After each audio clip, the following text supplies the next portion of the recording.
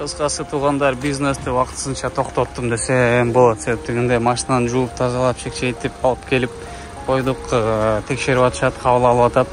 Андан кийин буюрса барып өзүбүздүн үйрөнгөн паркка барабыз дагы. Ошол жерден эконом тариф алып алып, экономду ката этебиз. Поэтому экономдун башталышы ушул. Видеого лайктардан басып, аягына чейин көрүп койгула. Баарыңарга салам алейкум, биз кеттик. Карагылачы, Kia Rio 631 2019 биле 21 биле билбеймиш кылып ошол машинаны алып ишти кайра баштаган жерим туугандар. InDriver менен иштейбиз бүгүн. Эмне үчүн InDriver? Потому что менин Kisart аккаунтум култанып калыптыр. Аренда төлөш керек, бензин, тамак аш, жеп ичкен нерсе бар. Поэтому ошол нерселердин баардыгын нюанска алып туруп InDriver менен урабыз. Аке.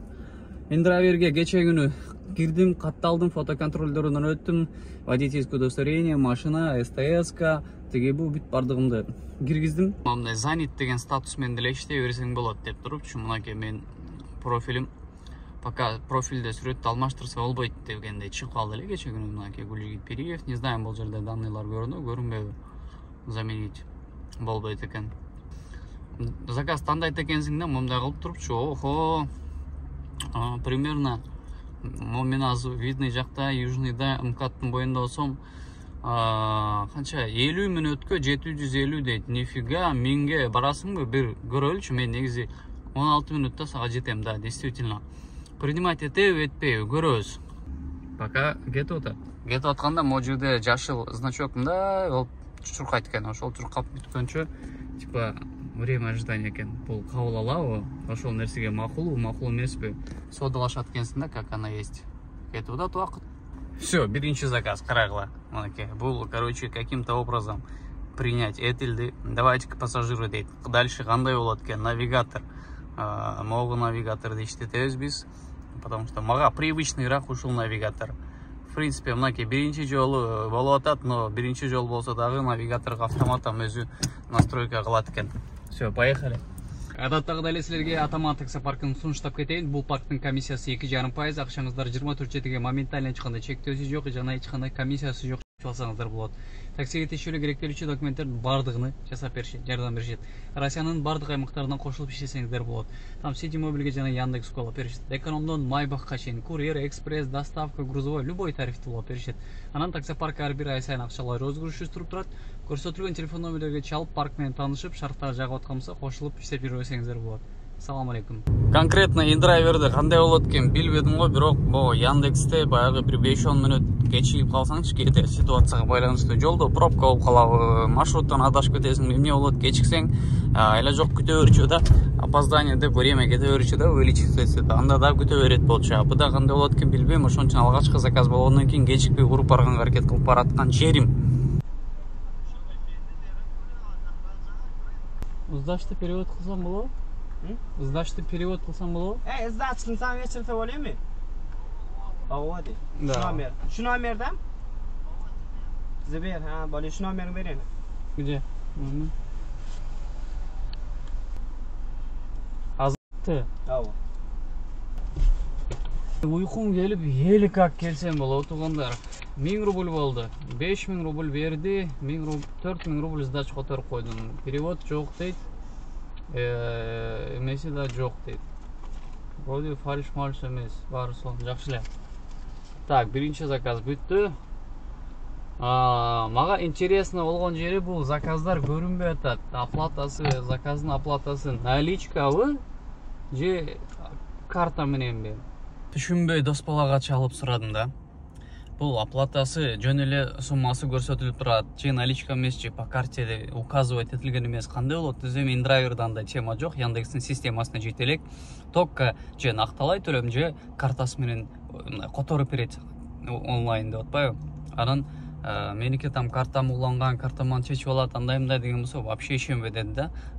Все понятно дедим. Анан комиссия канча алган болот ар бир заказга? Кандай кылып билсем болот десем, баягы эле оплата деген жака киресиң да, өзүң баланска акча салгансың турабы дейт. Ооба десем, канча салгансың дейт. 120 рубль десем, ошо 120 рубльдан жана 1000 бул жерден 1000 рубльдік заказдан 8 рубль минус болып тұрады. Значит, 1000 рубльға 128 рубль алып тұр. эч кандай парк башка албайт экен. Индрайвер өзү эле 128 рубль алып тур, болду.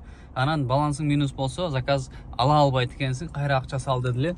200 рубль салып койдум, ошондо баланста 191 рубль бар. Мынакей көрүп турасыздар.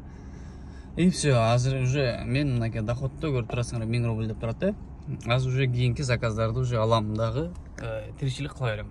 Экинчи заказ ойлонуп атат. О, кечигип калдык. Принимать эткен жок. Ар жака өзүм ойлорумду, эмелеримди тыгып көрүп атам. Примерно мынакей 24 минут 25 километр дейт. 11 минутталык подачасы менен 750 рубльга деп чыгарып атат да. Мен хотя бы 900 берчи деп 11 минутта барам, 900 берчи деп атам. Мо жашыл чуркап атат бигунок. Ойлонуп атат. Мен мынакей отмена көрдүңөрбү? Бул могу 1300 бир нерсе, бул каяка? Красно Мытищиден ары Ивантеевка тарапка окуп аткан, улица Островского 20 Пушкинага 50 километр 52 минут 19 минуттук подачасы менен 1350 дейт. 1800ге барасың, бир одной 19 минутта барам алдыңа. Дальний поездка жок, отмена калды. Ушинтип ар ким мен содалашып атам, отменаларды постоянно кылып атат. Акыры экинчи заказды алдым, короче, Горбушкин двордон от двери до двери деп курьер тарифи менен алып алдым. Көрсө бул жакта андай да бар экен, мен ал жакта эми жакшы түшүнбөйм да, жакшы түшүнбөгөндөн кийин алып алдым. Эми ладно, барып аткарып берейин. 800 рубль алдым болуш керек, 710 рубльга предлагать этип аткан. Кетип баратам, мондай дагы эле навигатор менен. Көрөбүз ал тарифте кандай экен, кандай устроен көрөйүнчү. Клиент Виктория решил отменить заказ дейт. Заказ отмена болгон деп үн чыгат экен. Отмена болуп калды. Конечно.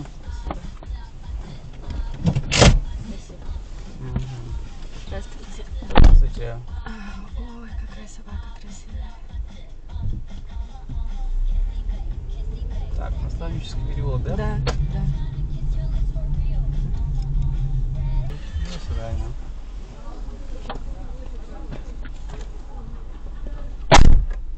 Ох, блин, что такое? Долгоёб и не играет. Алейкум ассалам. 220 рубль. 250 грамм. Алдыға отырайын, брат? Доставкалы? Жолдон тигини түшүргөндөн кийин эле келип калды, тарс алып келдим буну. Кыз алдыга отуруп боенуп келди эле. Фиксним курткалар бияка кайра алып коеюн. 700 рубль болду тиги кыздыкы. Бунуку 232 рубль яша көрсөтүп аткан, 250 рубль берди. Азыр эми ушул эле азбука вкуса тарапка акырын кирип мен заказ алайын. Эмеден InDriver. 4 заказ менен ушунча, 2 hours later. Здравствуйте. Какое у вас красивое имя. Тюльджигит? Да. Улица Заречная? Да. А почему тогда у вас Так, улица Заречная, Химки, Новогорск, микрорайон у вас? Улица Заречная, 16, да? Да, просто здесь направо. Направо? Вы навигатор смотрите или нет? Не, просто навигатор, он же другой адрес мне ввел. И дальше я уже думал, вы подскажете, пока я тут разбираюсь. А если я не знаю маршрут? Но я вбил бы. Пропустят нас, нет? Да.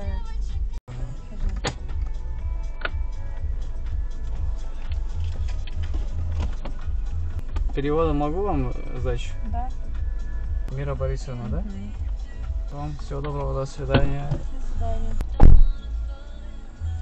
Короче, могу явно бир жаман оценка коет да, гарантированно. Недовольный болуп кирип кетип атат го. Так нельзя деп. Ну раз вы свой навигатор не включаете деп. Башында жакшы баштады. Красивое имя у вас, чей вы, кому достались, и не играй. InDriver'дин маршрутту Яндекс кыргытканы тупить этет экен эркек чечим. О жерде адрестер полно турган болсо ушул жерден мисалы үстүндө навигатор деп турат, ушул навигаторду басасың, навигаторду басканыңдан кийин вообще эле башка жакта болуп кетет. Ошол жерден анан шашпай адрести клиенттин өзүнөн сурап, так, куда поедем, улицу, там, не знаю, что-нибудь айт деп туруп айткандан кийин анан Алисага, ушундай деп туруп эле поехали деп туруп кетишиң керек экен да, а то ого ишенбеш керек экен. Изначально мени Балашихага уруп салды. Балашихада 40 минут жол көрсөттү. Мен нифига себе бул 40 минуттук поездканы 300гө чыгарып берди деп ойлонуп аттым эле. Жолдо баратканда бул анан что-то биз башка жака бараткандайбыз МКАД менен. Мен чоң жолдо эч жүрбөйт элем. Химки жакка барышым керек эле дегенден анан кайра адрес туруп кайра эме кылсам, могу тегеректе бир жерди тапты эле. Келе атсак, бул жерден оңго өтсөм, жок, түз дейт. Нифига себе деп кетип атабыз, анан мындайга акыры келдик. Кичинекей мен жактан косяк болду. Ошого бир эмеде кандай экен, низкий оценка койбой билбейм. Индрайверден дагы настроением түшүп кетти, дагы иштегим келбей үйгө келип алдым, ачыгын айткандачы. Бул акыркы заказымды негизи үйгө келип үй жактагы чайканадан чай ичип, курсакты тойгозуп, жаңы амбициямен, жаңы деммен чыгып иштейин дегем. Ушундай болуп калгандан кийин индрайверге дагы мындай болдум. Маанай түштү. Яндексти эптеп бир нерсе кылып ачканга аракет кылам эми. 2700 рубль, анан адбарта 250 рубльди кошкондо 3000 рубль эле тапкан болуп калам. Саат 23:45 болуп атат, 12 болуп атат. Канчада баштаган видеонун башында билесиңер, Мынакей баланс, астагфирулла. Баланска кирсек 25 сом минус болуп турат. Ошондой туугандар. Азыр негизи заказдар бар мынакей. Иштесем болот. Но бар майда каратыш болбогон эле заказдар экен да.